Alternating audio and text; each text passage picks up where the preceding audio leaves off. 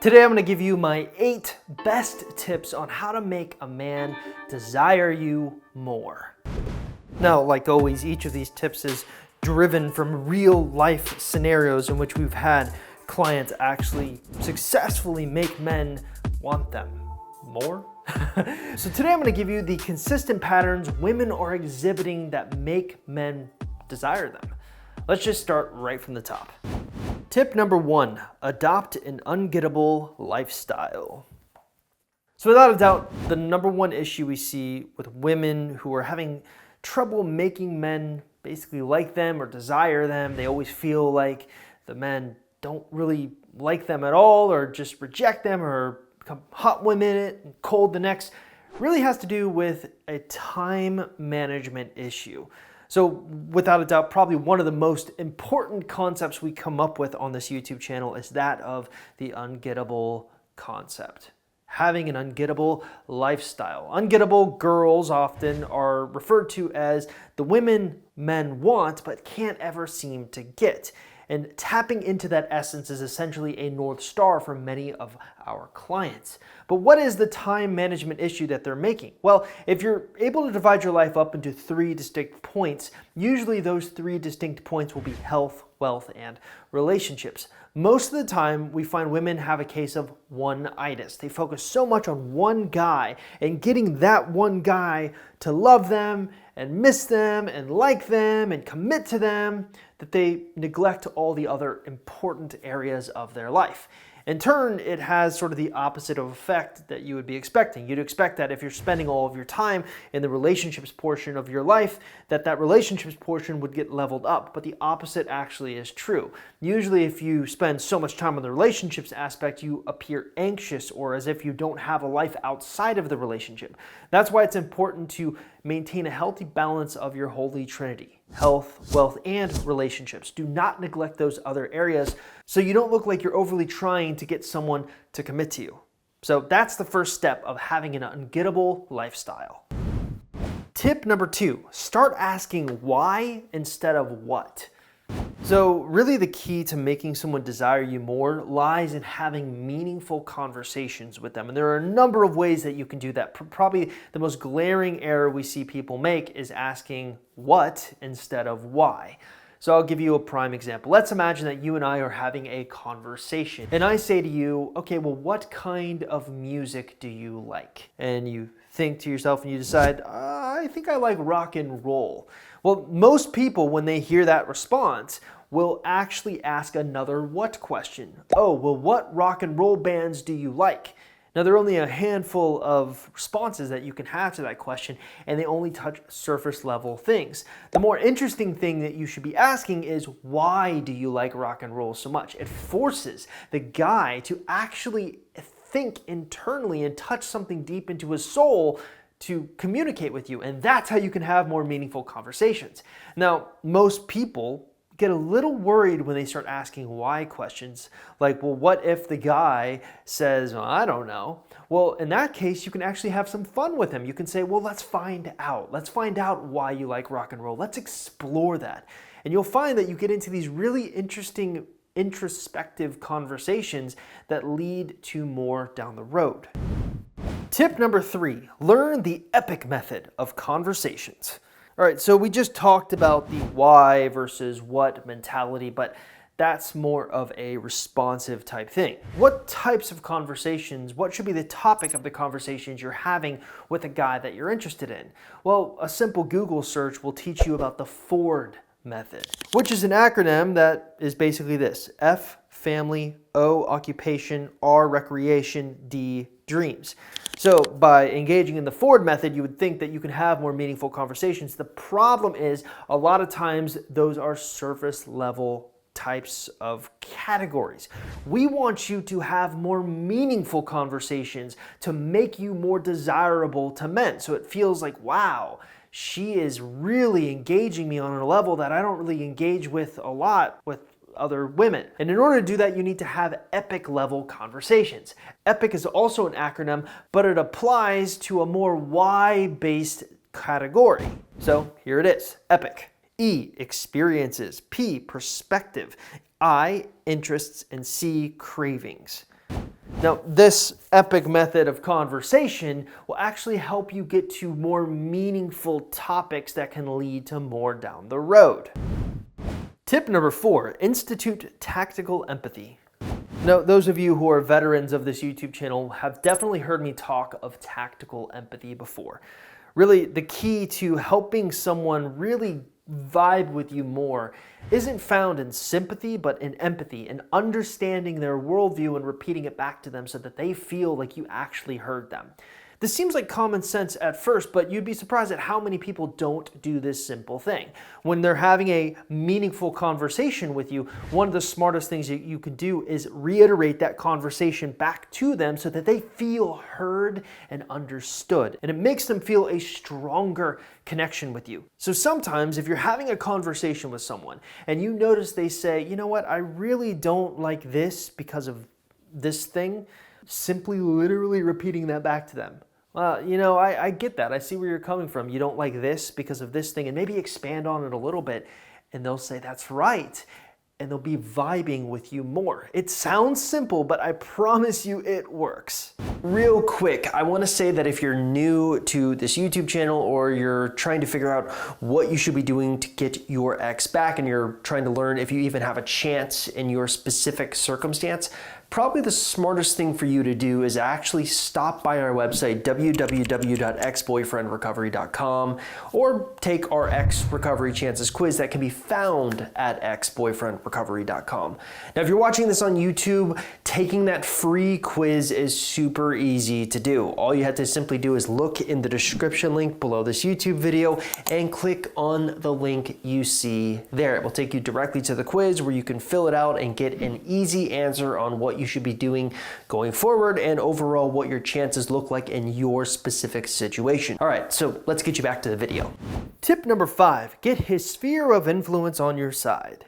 I just realized that that actually rhymed, which is kind of awesome, and I did not make that happen on purpose.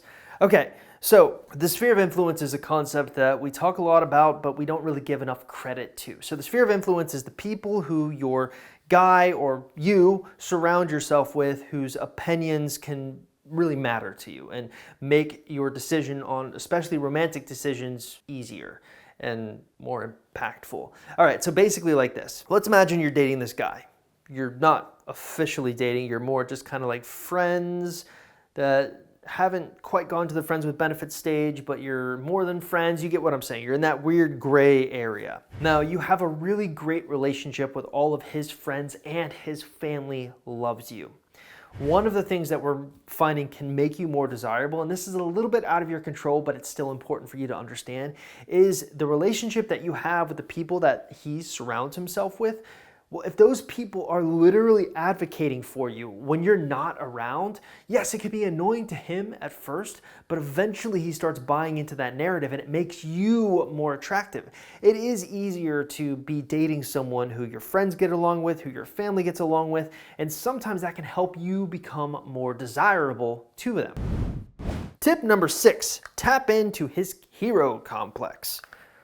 I'm mostly known for my work helping women and men go through breakups. A lot of times these women and men want to get their exes back. And we found that one of the most effective text messages that they've used to get positive responses is the damsel in distress text message. In other words, this is a text message that they send saying, hey, I need your opinion on something. Can you help me? Or I have a problem at work and I only really trust you for an answer. Those types of things are kind of damsel in distress type things, meaning you have a problem and you can only get his response to help you, and it makes him feel confident and it taps into his hero complex. So sometimes putting yourself in a situation where you ask for his opinion, even if you've already made your opinion or you already know what you're going to do, can tap into his hero complex and make you more desirable because it makes him more involved in your life. And it's this really cool trick, and we highly recommend that you do it.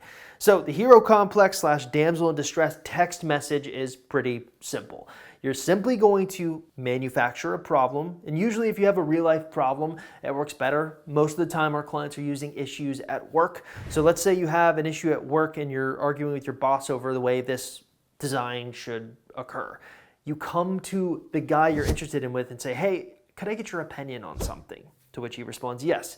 All right, and then you introduce the opinion and basically let him take it and tap into his hero complex. And it makes him feel good and it makes him feel more involved in your life.